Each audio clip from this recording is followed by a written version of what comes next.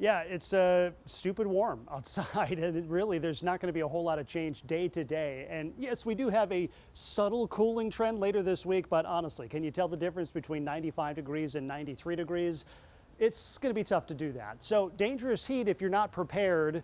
For those who have outdoor sporting events, if you're working outside in the sun all day, know the difference and know the signs of heat stroke versus heat exhaustion, because that's going to be a key thing that we need to watch over the next several days. And extreme heat warnings for most of Minnesota through Thursday. Feels like temperature, that's the heat index, will be nearing 100 degrees each day. And the other side of this is the overnight lows only drop into the mid 70s, especially for that metro core where the temperatures are going to stay pretty warm during the overnight hours.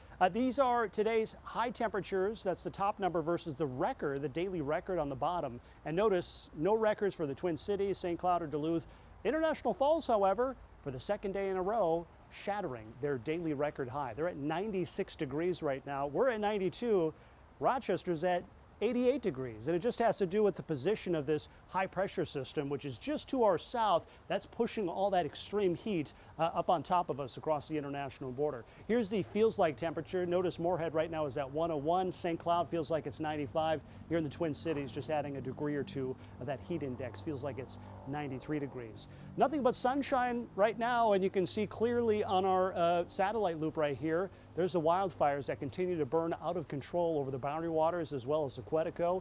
Big area of high pressure, again, currently situated just to our south. This is going to be the one player of our weather pattern all week long, as this high pressure system is not going anywhere anytime soon. You can see along the periphery of this heat dome, that's the storm track. It's about 200 miles north of the international border right now, and that's where it's going to stay over the next couple of days. That's where most of the rain chances are going to be. So this is what's happening in the mid-levels of the atmosphere.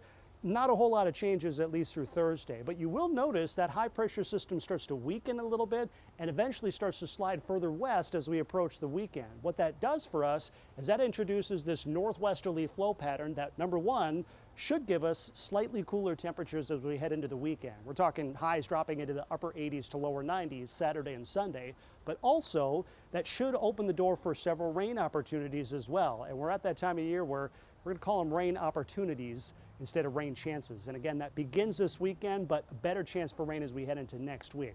One thing you're also going to know a lot more about is that urban heat island, increased temperatures in the metro areas compared to cooler surrounding rural areas. So what's going on here? So the sun is heating us all up evenly. However, areas in the city, we have more buildings, more asphalt, more roads that absorb more of that sunlight, and that creates this dome of heat. Now, as we head into the overnight hours, those urban areas, they retain that heat, and that's why we have that urban heat island effect. So these are forecast lows for tonight. You can see 60s outside the Twin Cities, but we only drop into the low to mid 70s in and around the Twin Cities. And again, day-to-day conditions not changing very much. There's that subtle cool down as we enter the upcoming weekend.